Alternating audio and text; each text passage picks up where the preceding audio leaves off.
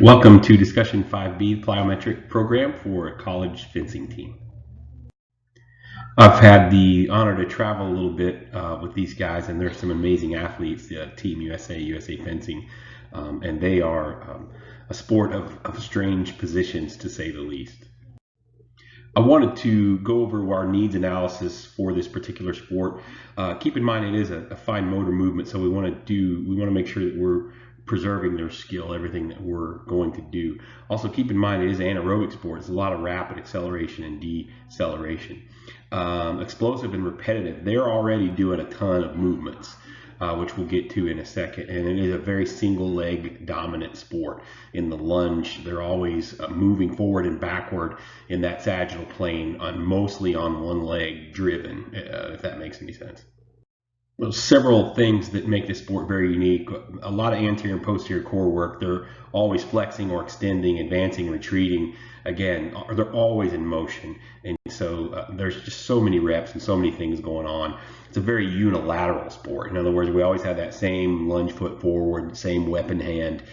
So it's just a ton of repetitions. They're very active. Talk about a lot of decision making. Targeting is key. Over the analysis, we want to make sure that we preserve their skill, full joint range of motion, reactivity where possible, and in my opinion, upper and lower extremity plyometrics are definitely needed for this sport. Before we get into it, we do want to base it off some assumptions. First of all, the athlete has adequate strength, approximately 1.5 body mass back squat. Now, that's for the more advanced movements. We can certainly do less. If we have youth, certainly it's capable. Kids jump all the time, so there's nothing wrong with that. Make sure the athlete does know how to land. The athlete's been cleared by sports medicine team where appropriate. Risk-reward ratio. Should I have somebody doing single leg triple bounds, right, or single leg triple jumps a week before the Olympic trials? Like, we're going to inversion sprain an ankle a week out. Is that a good idea? What's the decay on power? And so when do we pull back, so to speak, and when do we press on the gas? These are really, really great questions to consider for our programming for plyometrics. Another thing we want to consider based on assumptions, the athlete does have good body control. Be cautious. Athletes that weigh more may be higher risk. Also, the balance test that I put here from the textbook, be considered. Not saying you can't do it if they can't pass this test, but there's things to think about. Something else that we use, I think it's a lost art, is your eye, right? Like, what does it look like? Like, does that look athletic? Does that look safe? What's that movement pattern look like? Okay, do I want to repeat that movement pattern? The answer is yes, then let's rock on. If not, then we may want to move to something a little less invasive. Some general guidelines for in-season college fencing plyometric program. We do want mid to low volume. I prefer low. Also alternating intensities, as you see here. We don't have to read it to you. Keep in mind, some experts think that it takes 6 to 10 weeks to actually get some benefit from plyometrics. Also, we do want to rest 48 to 72 hours, as we see there. And again, alternating intensities, high and low. One thing to keep in mind too, we do want a general warm-up preceding these. Now you can do some minimal lower intensity jumps and move into the more intensity stuff. If you're going to do that, a couple of sets of 4 to 5 throws or jumps, I think it's fine following your general warm-up. There's also some great drills, if you've used them before, called follow the leader, where you have 2 or 3 in a group kind of jog. Somebody throws a medicine ball, the next guy or gal picks it up, throws it, the next one, and they just kind of peck along in a line for a minute or two and get a good general warm-up before you start the more intense work. Okay, this is our reverse overhead throw. We just want to look for good explosiveness and good mechanics.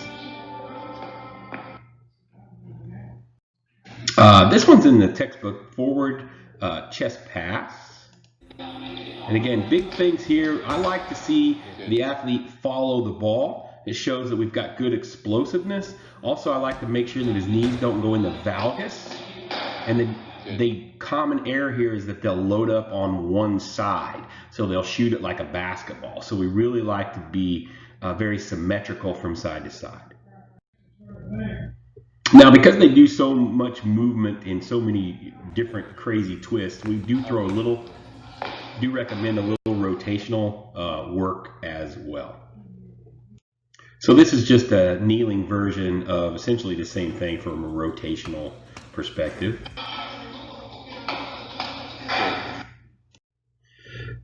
This movement here is in the textbook, and I can't tell you how dead set against this I am. I just think this is a terrible idea. Someone could sprain a wrist very easily. I am dead set against mixing stability with explosiveness. I just don't think it's a really, really good idea. If you've not seen this movement before. Now imagine an elite level guy or gal, right, tweaking a wrist. There's a million ways we could do this that's a little safer than this, but I am very much against this. I just wanted to put this in there. Think about strength training, resistance training on unstable surfaces has gone crazy viral on the internet, and I couldn't be more against it. A pretty simple movement here. I just call this a tricep overhead flick. Some people call it overhead throw, but I try to really emphasize the upper extremity here. Yeah. We can vary the weight of the balls. Coaching points, we just want to keep those elbows. I don't overcoach this too much, but we do want to make sure that they're not overloading one side.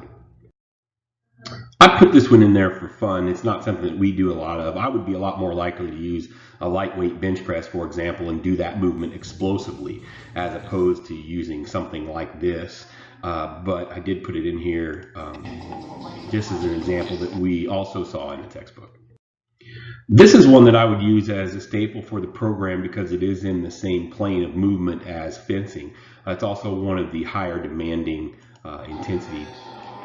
So just standing triple jump. Now he's an Olympic lifter. We wouldn't expect him to knock it out of the water. His jumps are pretty good, but you'll notice he uses his big muscles a lot more.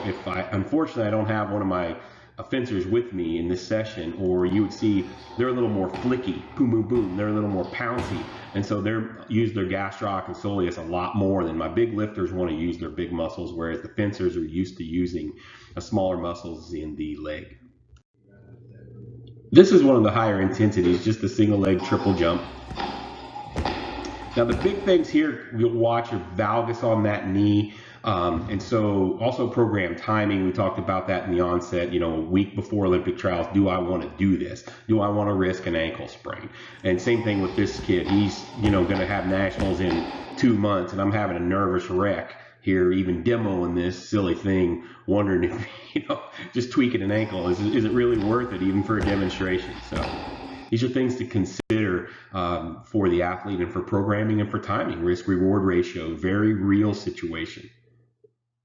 Now, your standard box jump is something that is super easy to do. It's a great place to start as well.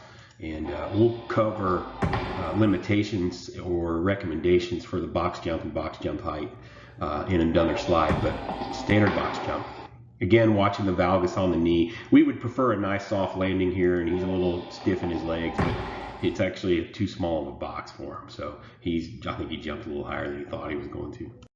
Progression from the double leg box jump to the single leg box jump, and pretty much the same coaching points. On this, we do allow him to use the arms and just kind of watch the knee valgus both on landing and takeoff.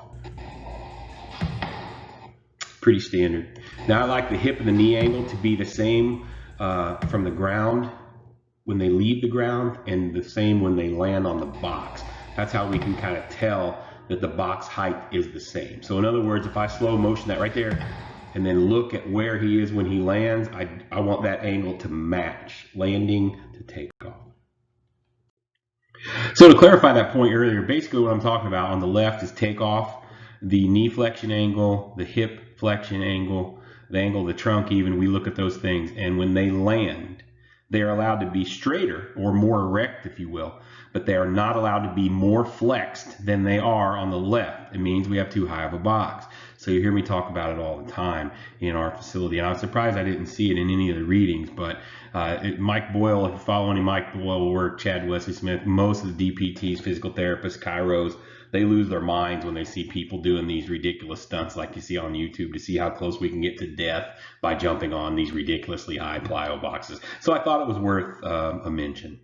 This is another one that we do that's in the textbook. It's a depth jump to a second box. The big coaching points here is just minimal ground. See how his heels touch the ground? I mean, not in love with that flat-footedness right there again. Olis are known for their clumsiness in regards to stuff like this, but typically we'd like a pat-pat minimal contact time on the ground. Another good one that's also in the textbooks, the double leg zigzag hop over a barrier. And we want a minimal contact time here. Again, only lifters tend to use their big muscles. Fencers are pow, pow, pow, pow. A lot more explosive and light and quick on their feet, okay, like a boxer would be. Okay, this is a great staple of movement here. We want to practice exploding from a static position without a counter movement jump, meaning I don't want to have to dip then drive. I want to just be able to drive explosively. Now that can be done vertically or horizontally, like in triple jumps or anything, because what we found in testing this athletic population of fencers is that they're so boundy and springy that they're always moving, that they're really isometrically weak. And so we found that we added some pauses in the weight room, just a little bit, not much, mixed with some pause movement and making them explode from a static position. They actually get a lot more touches that way. And so this is a really great movement. It looks really simple, and it is simple, but basically they just have to jump from a static position and explode without first going down. Okay, and this is the exact same movement, only this time we're making it a little more difficult. So this is a progression, making it a little more difficult by taking their arms away. And whether this is done in a triple jump or anything at all, this can be very, very challenging for an athlete who is weak isometrically. So quickly, because I know I'm going to be over on time, frequency and volume considerations, 2 sessions per week for in-season's plenty. I'm a low volume guy, so most of mine are going to be 25 to 40, 20 to 50, 20 to 60, something like that. But I found just anecdotally, I've not done any research on this, that they do great on low volume, alternating high and low weak intensities. We do progress them up. Intensity goes up, volume goes down, then they give a week off. This is an example of my program. You can see it here, so I won't read it to you, but you'll notice the high points. Really, we have more jumps. Progressing from high jumps, we do go up by week by 10%, another 10% increase, then a week off, then we go back to week 1. We find that it works very well. It's very well tolerated inside their sport training and their strength conditioning programs. And how I would modify if I chose another sport such as girls basketball, I would think possibly about more vertical movements, although I did read some recent research that said that horizontal movement translated more to vertical movement as opposed to vertical movement translating. So basically more bang for your buck. Horizontal plows, they felt like was a little bit better way to go. But anyway, I'd probably think about a little bit more vertical movement. Also think about ACL prevention strategies in that population of athlete. I would be extra cautious of landing and takeoff mechanics. Lower body strength is not as good most likely in our female athletes. So which would bring us all the way back to good old-fashioned full joint range of motion strength training for this population.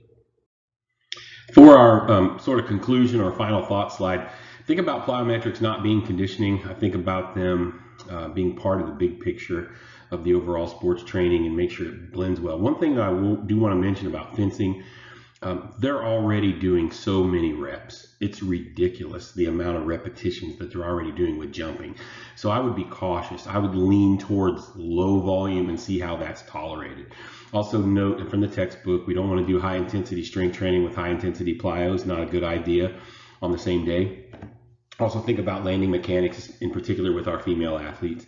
Risk reward, we already spoke about that 2 or 3 times, but it's of note, 3 days before a big tournament, is that something that I'm really going to want to do? Also, some studies do report you might need 6 to 8 weeks to see a benefit.